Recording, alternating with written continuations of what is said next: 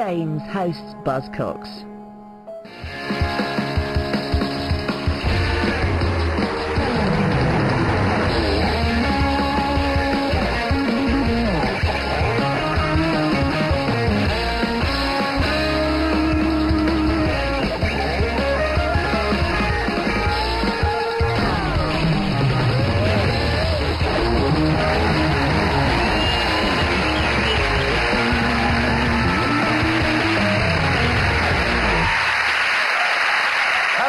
Welcome to Never Mind the Buzzcocks. I'm Alex James and I'm your host for this evening.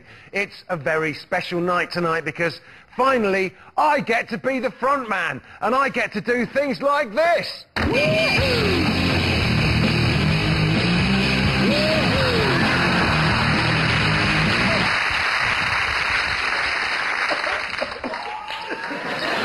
On Phil's team tonight, she's half of one of pop's biggest sibling rivalries. Takes me right back to when Blur were locked in a brutal chart war with the Cheeky Girls. From the Veronicas, it's Jessica Origlasso.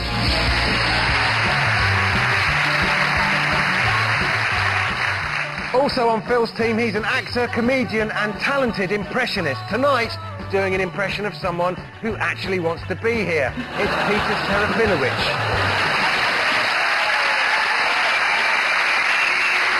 And on Noel's team, he's a talented musician who spent so much money on PR that there wasn't any left over for hair and makeup. It's Newton Faulkner.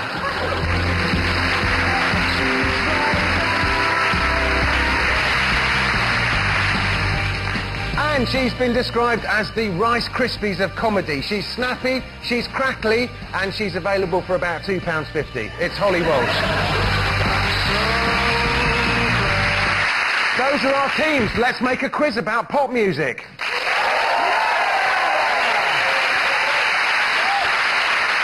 So we begin. Want to be starting something. Phil, Peter and Jess, take a look at this.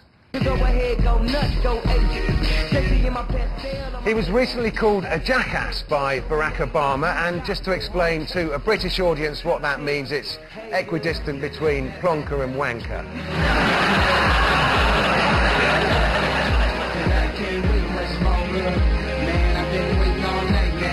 That's how long I've been on ya. That, of course, was Kanye West with Stronger, but how did he start a commotion with Peter Stringfellow in 2007?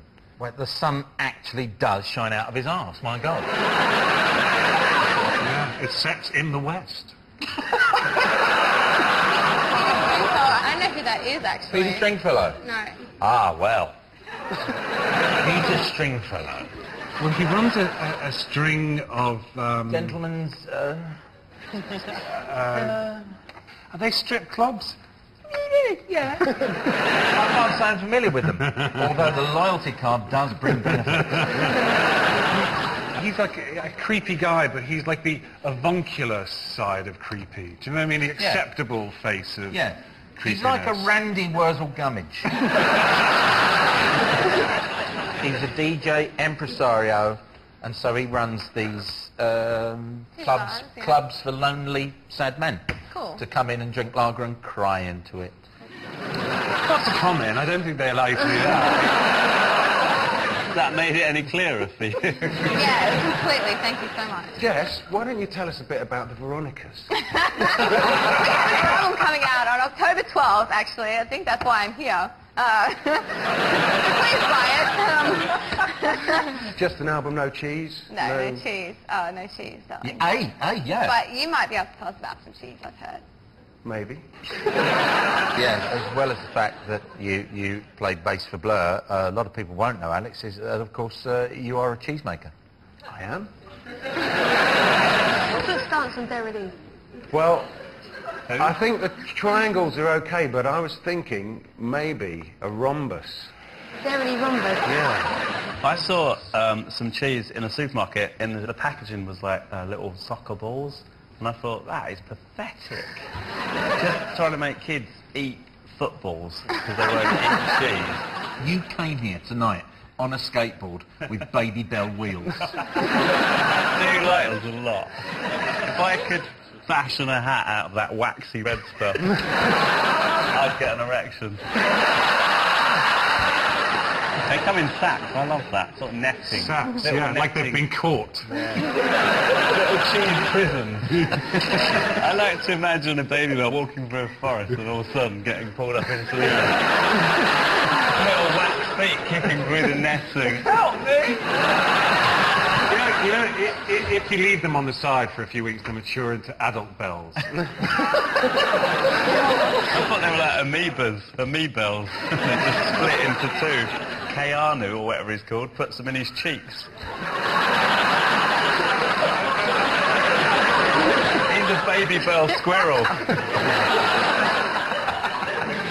So this has got us no nearer to the argument he had with Peter Stringfellow, which I assume is neither string nor cheese related. Well, I got to stick up for Stringfellow. You know, he took me in there in my heyday, took me under his wing, gave me champagne. He was kind. Aww. He took Is he really? Yeah. He's got a wing. Doesn't surprise me, actually. Like sort of webbed kind of arm. Like a sex kestrel. Just, like a disgusting griffin. We've got no idea what happened in Stringfellows with look, Kanye. Kanye, he didn't have the right sort of champagne. The champagne was warm. No, the champagne, he always insists on having an even number of bubbles in the champagne. I might have to hand it over. It's very clear. No cloakroom, so he had to put his coat in his cheeks. He wanted to tip the stripper with change. It is like the ultimate slot machine, though, isn't it?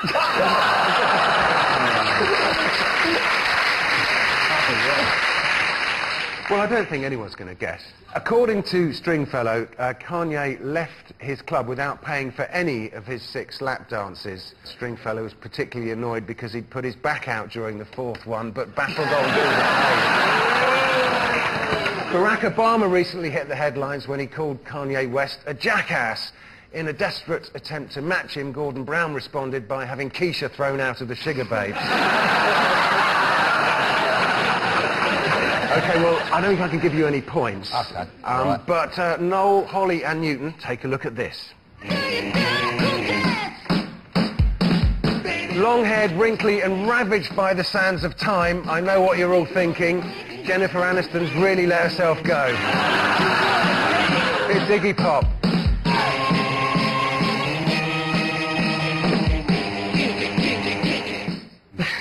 Do you think they even know they're in a video? Just slapping people, rubbing themselves on the fixtures. Yes, that was Iggy Pop and Peaches with Kick It, but why did Iggy Pop's appearance in a recent advert spark a series of complaints?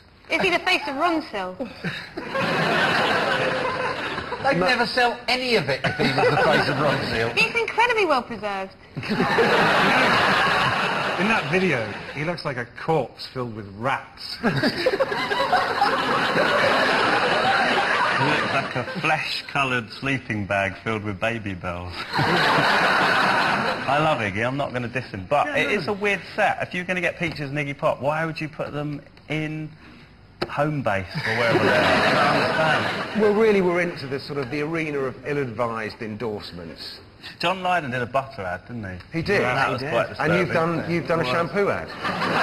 Not yet. Have you been about approached? to? No, I've been asked to do a couple of things. I've turned everything down. The only thing I did turn down another Coke one. I get Coke ones every now and then. And it's always like, oh, money. But no, I've turned down everyone that's come up. You should really piss them off and do a Pepsi advert. I think Tiser's more up your street. Newton, you're back with a new look. With a new look. I've looked the same since I was 15. Newton is basically, his album's number 3 in the charts at the moment. Wow. As good as that is, I've drawn a face on an apple. Wow.